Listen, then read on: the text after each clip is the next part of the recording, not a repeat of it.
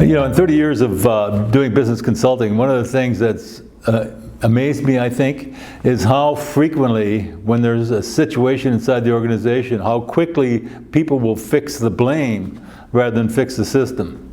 Hi, this is Ray Anderson. Today we're going to be talking about safety in the workplace, and I'm going to look at it from a little different perspective than maybe you're accustomed to.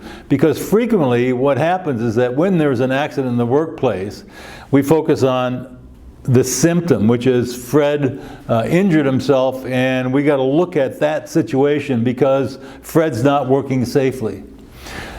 The question I want you to think about is that it's when you look at the root cause, and this is about analysis, so it's no longer about the symptom of safety, which is Fred's injury. It's more about the culture which permits that to happen. And what we're going to be talking about here is how do we analyze the root cause of safety to really begin to look at the things that cause safety incidents as opposed to the symptom, which in this case was Fred's injury. So we're talking about safety in the workplace, but I want you to really expand your sense of what safety is, because typically we think of OSHA and hard hats and people getting injured on the floor, etc. Let me go back to a metaphor that's been around for thousands of years, and that's the fable of the carrot and the stick. And the point is, we all know that the carrot is how do you enhance or how do you intrigue or how do you draw people into something that permits them to move forward in a way that works with you instead of against you.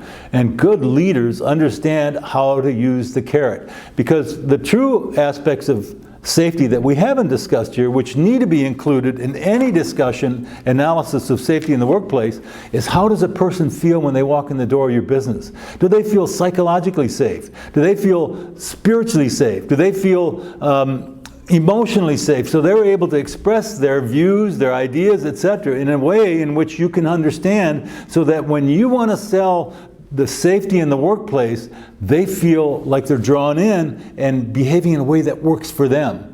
The stick, on the other hand, needs to be used, and we understand you have to have consequences.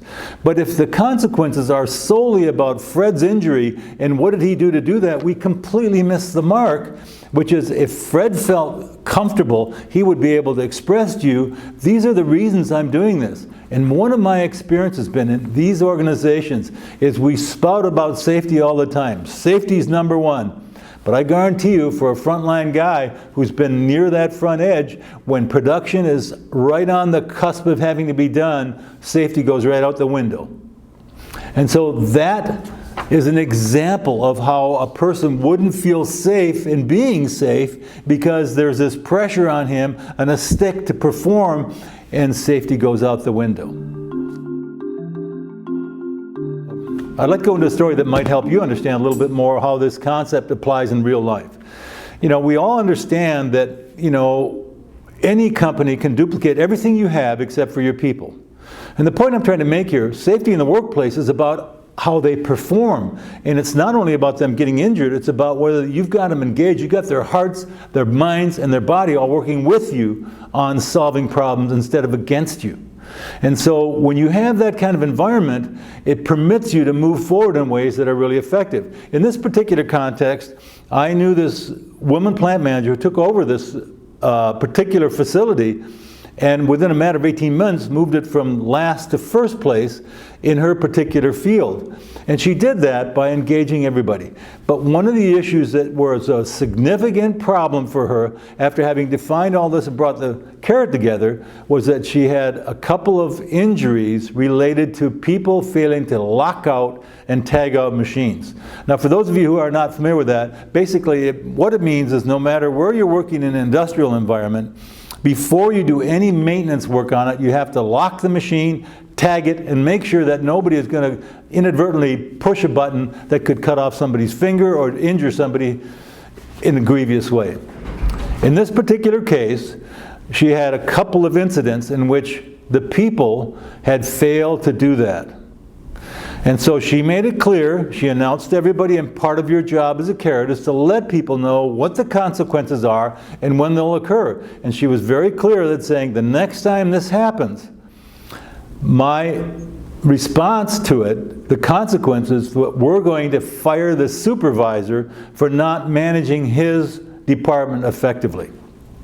Well, as luck would have it, one of the young guys on the job failed to lock out and tag out, and in so doing, somebody triggered the machine and he lost his little finger.